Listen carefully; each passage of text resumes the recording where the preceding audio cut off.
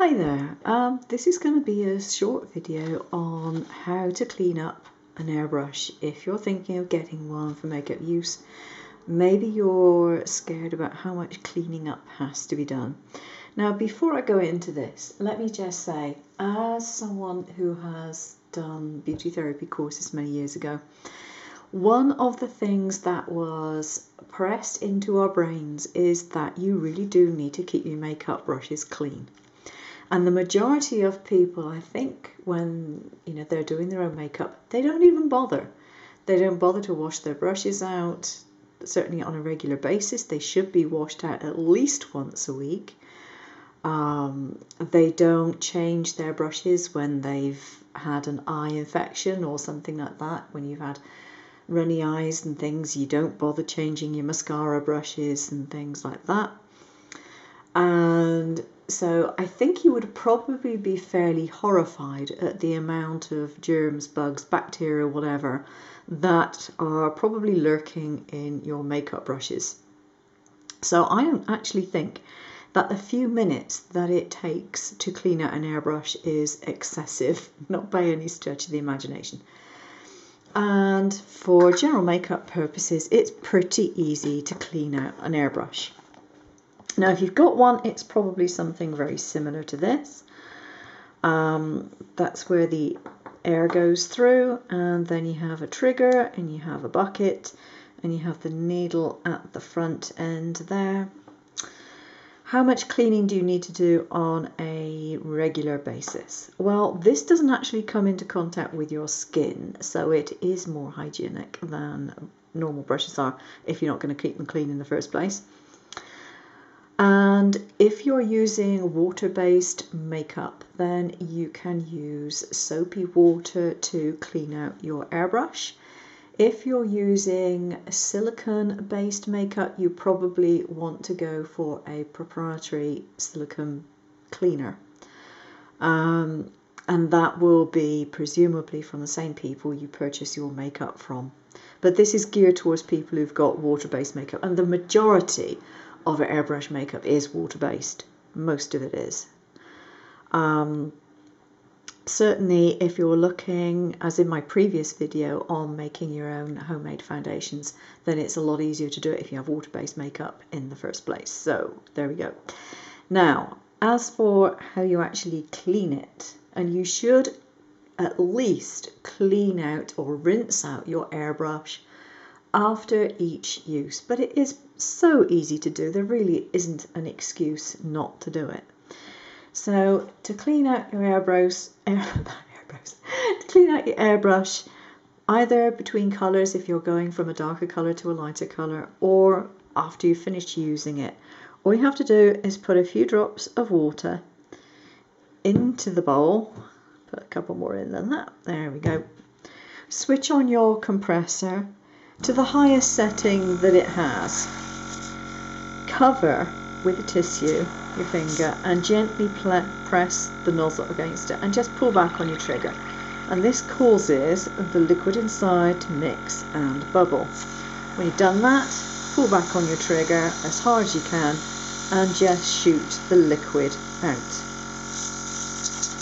Right, now if that hasn't actually done the trick, there we go. If that hasn't done the trick and you think there's too much gunk in there, you can repeat it a couple of times, that's no problem.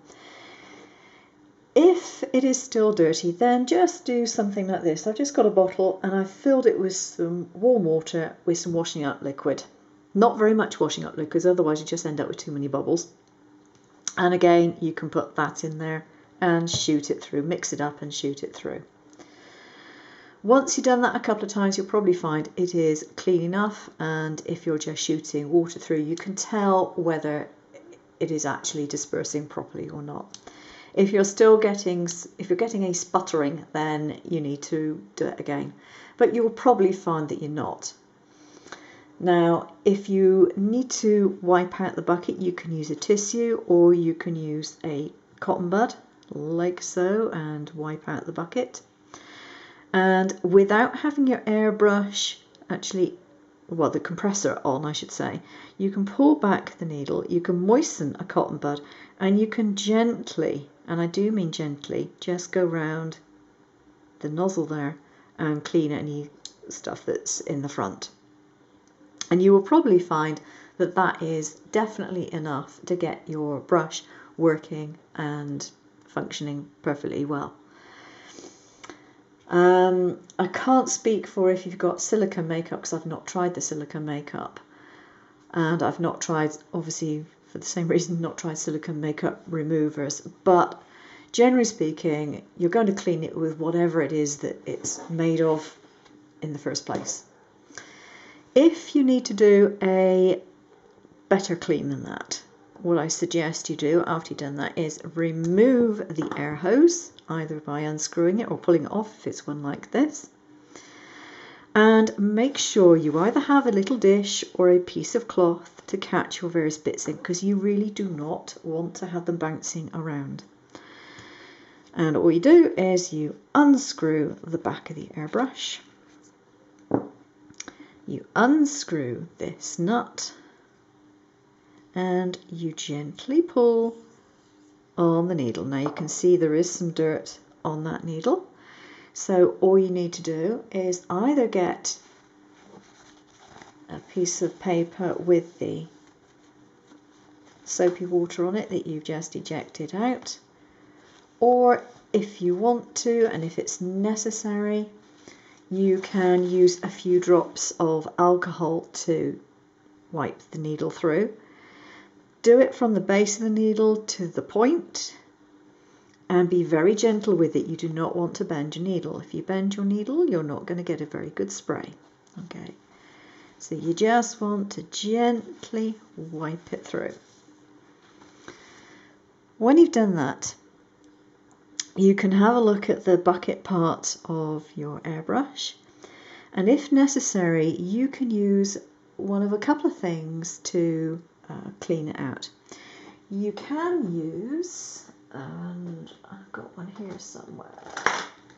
Okay, you'd want a different shape to this one, you'd want a longer pointy one, but use a brush, an art brush with nylon bristles like this. They're generally very cheap, I mean these are very, very cheap ones, but you want one with a longer head on it and pointed, not this shape obviously. And you can put some soapy water in there and you can brush around and so on and so forth. And if you've got anything stuck down further, you can use these dental brushes. Now be very careful that it's secured into its handle, because you do not want to have it stuck down in that little hole there if you can possibly help it, because it'd be very difficult to remove. But you can have a little clean around with that. You can take the front off, and I always advise with an airbrush when you first get it to remove this front bit and put just a tiny little bit of Vaseline around the screw head there. And you can clean out this end again with a soft brush or with a cotton bud, making very sure you do not hurt this tip. You really don't want to do that. The only reason to take your brush apart any further than that is if you really can't spray with it, in which case you use the special tool provided with your brush to unscrew this and you can clean out this part of the brush here. If you do that, be very careful not to drop this part, because if it's damaged, your airbrush isn't going to work anymore. Okay, and you don't want to take that off any more than you absolutely have to. So it really is a case of last resort. Okay, the less you take that off, the longer your airbrush is going to last you in general. And then all you have to do is to put it back together again. Now I tend to put my cap back on first, regardless. I mean, I very seldom actually take the cap off. It's very seldom I've got to do that, even with my normal paint. And then when you put your needle back in, do so very gently. Have your nut unscrewed and supporting with your fingers, push it down through, and just with one finger gently push through until it doesn't move anymore. And then make sure to tighten up the nut, because if you don't do that, your trigger is not going to work.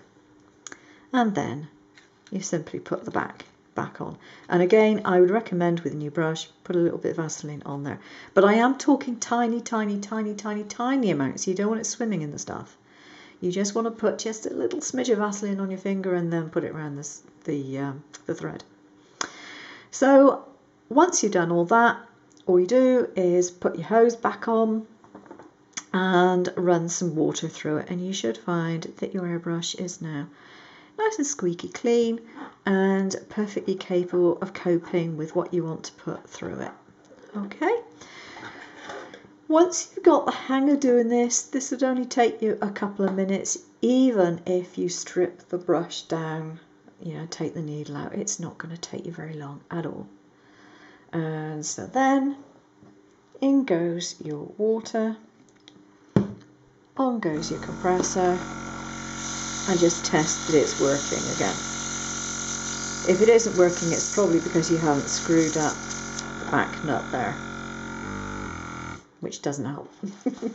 It stops the needle going back and the paint coming out, or the water coming out, whatever it is that you've got in it. Okay, so that is all you need to do. I would advise taking the needle out once a week to make sure that the needle's not gummed up.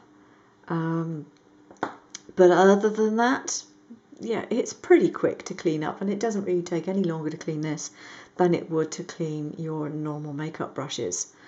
And it's far more hygienic, I think, in any case. So if that is what is putting you off of airbrush makeup, then don't let it. It will become second nature. The compressor is pretty quiet.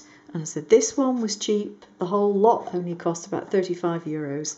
And you can spend a lot more than that on decent makeup brushes. If you don't spend that amount on makeup brushes, you've probably got cheap, nasty ones where the hairs come out every time you use them. So there we go. Thanks for watching. I hope it's useful to you. Take care now.